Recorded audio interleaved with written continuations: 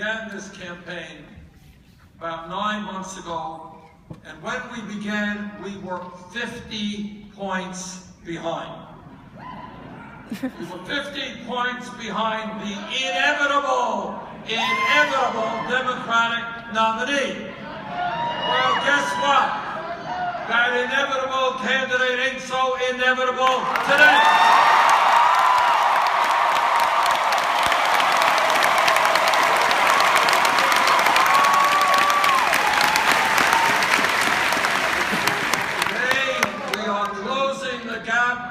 In Iowa, the first caucus state, I think we're a little bit ahead.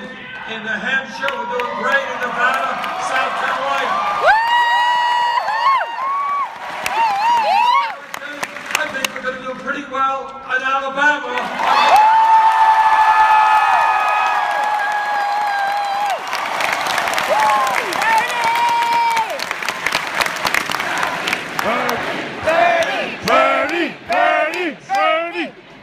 And here's some pretty good news. Now, polls go up and down this early in a campaign. They don't mean all that much.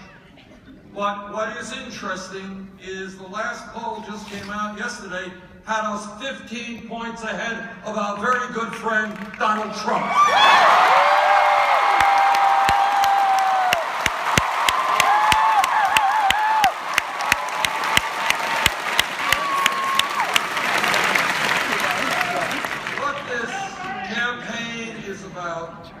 And what the political revolution is about is what we are seeing here tonight. Is we're seeing folks coming out, beginning to stand up and to demand that we have a government that represents all of the people, not just a handful of billionaires.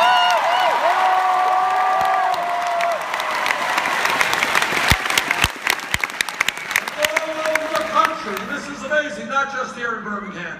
All over the country, we're seeing huge turnouts of people who are sick and tired of establishment politics, establishment economics. They want real change in the way we do business.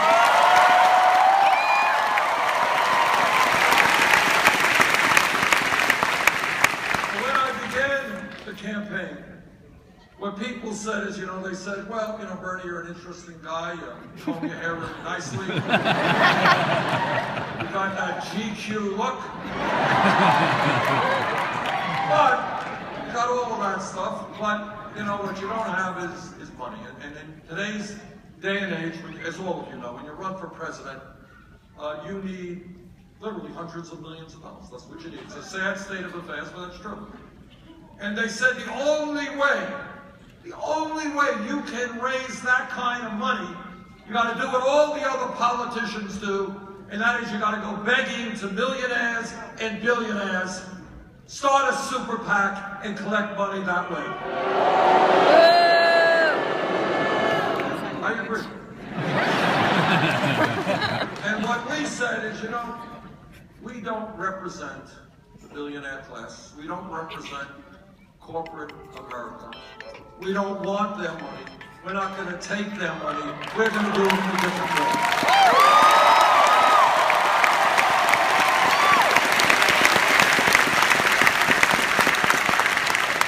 So what we did, and in this day and age, this is a pretty radical idea, we said, okay, we think there are a whole lot of people in this country who are sick and tired of the status quo, and we're going to ask them for money. And you know what happened? And this is amazing, and never in a million years would I have told you that we could accomplish this. Over the last 9 months, we have received 2.5 million individual contributions.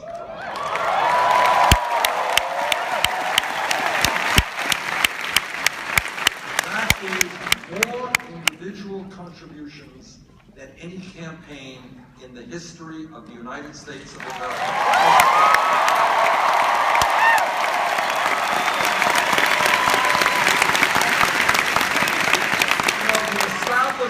Politicians who raise money, they go to these big fancy mansions and they come away, with $5 million or $10 million.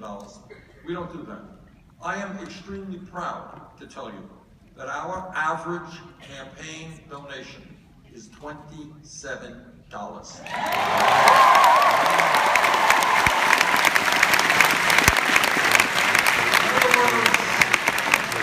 This is a campaign of the people, by the people, and for the people.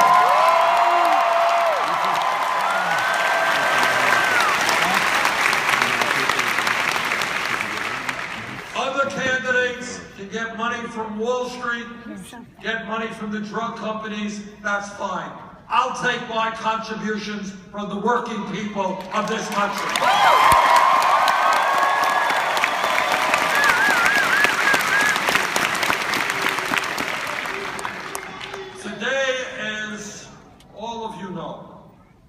We celebrate the life and work of Dr. Martin Luther King Jr., great Americans.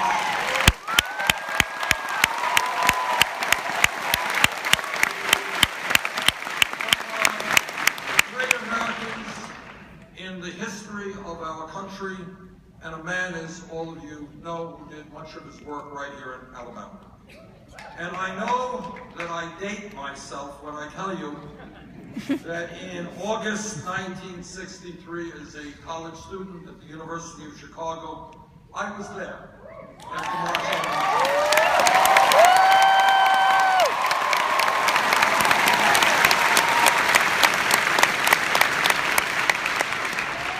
And I can remember the day in my mind's eye right this moment. It was an extraordinary day, and a day that has left a lasting impression on my life.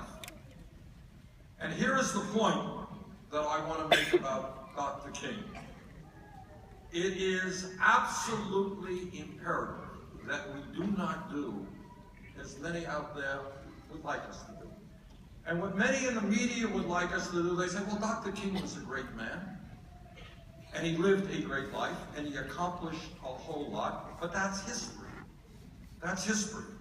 But what I want to tell you is that it is absolutely imperative that we see his life not as a museum piece, something simply to be looked at, to be studied, to be appreciated, to be kept on a shelf.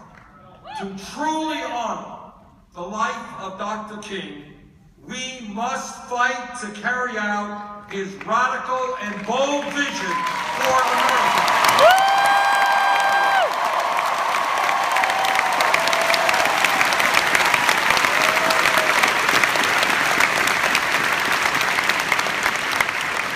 And his vision was of a nation in which we not only end all forms of institutional racism and bigotry,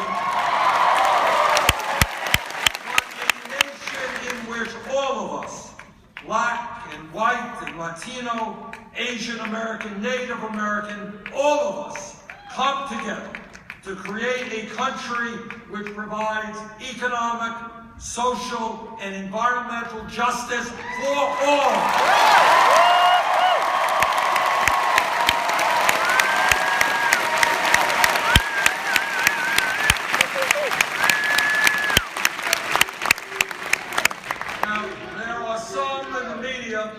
Who will tell you, well, King was a great man. Look at all that he did to end segregation, which was extraordinary. Look at the role that he played in getting the Voting Rights Act passed, bringing democracy to the South. Extraordinary. But don't let anybody tell you that that's all that he was. His genius, his courage, is that he kept growing and growing and growing, and he saw the relationship between racism and economics and war.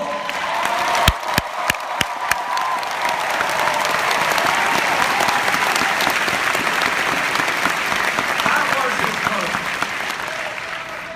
Let us not forget what Dr. King was doing when he was assassinated in Memphis, Tennessee. You all know that.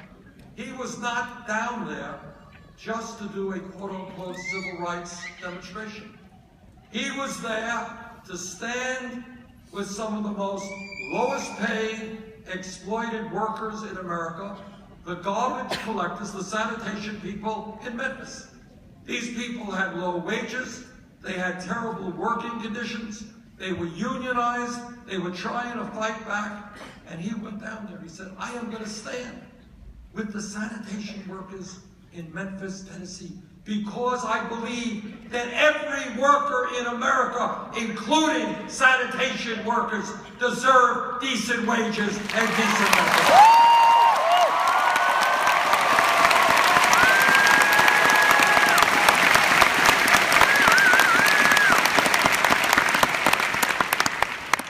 And this is what he said.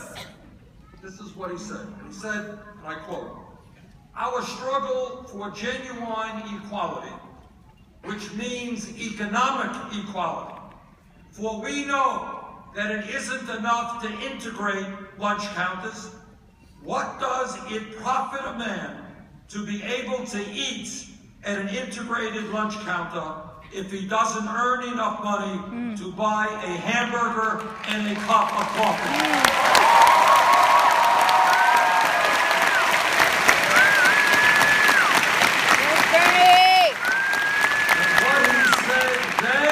Is true today, perhaps even truer.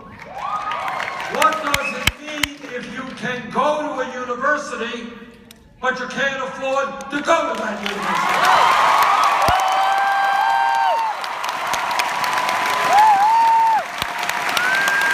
What does it mean if you can get into the hospital, but you're coming out bankrupt?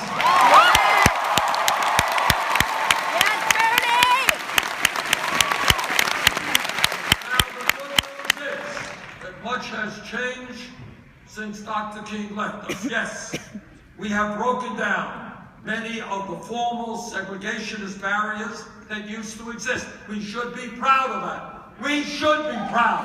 And I know that not everybody in Alabama is proud, but I am proud that we have elected a president based not on the color of his skin, but by his ideas.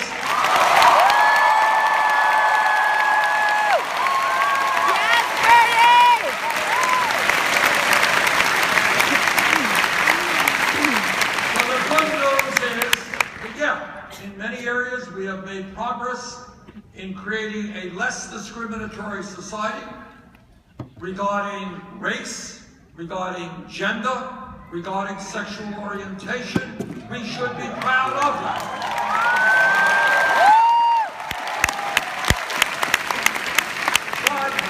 But the bad news is that 47 million Americans continue to live in poverty. We have the highest rate of childhood poverty of almost any major country on earth. 29 million Americans today have no health insurance and more are underinsured. And we have more income and wealth inequality than any other wealthy nation on earth. The good news is that we have made real economic progress since the departure of George W. Bush.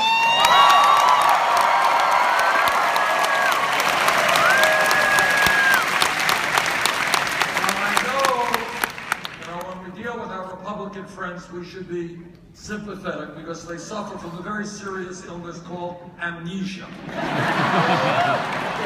be nice to them. And they just can't, their long-term memory is shot.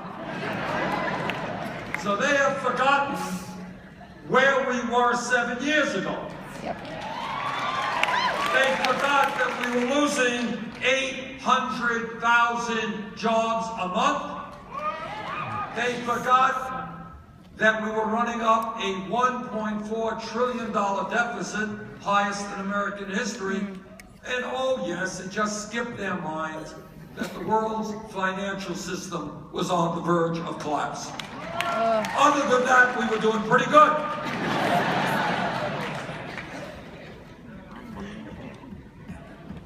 And the point is also that when we talk about Dr. King and his legacy, I want everybody here to know this, because not everybody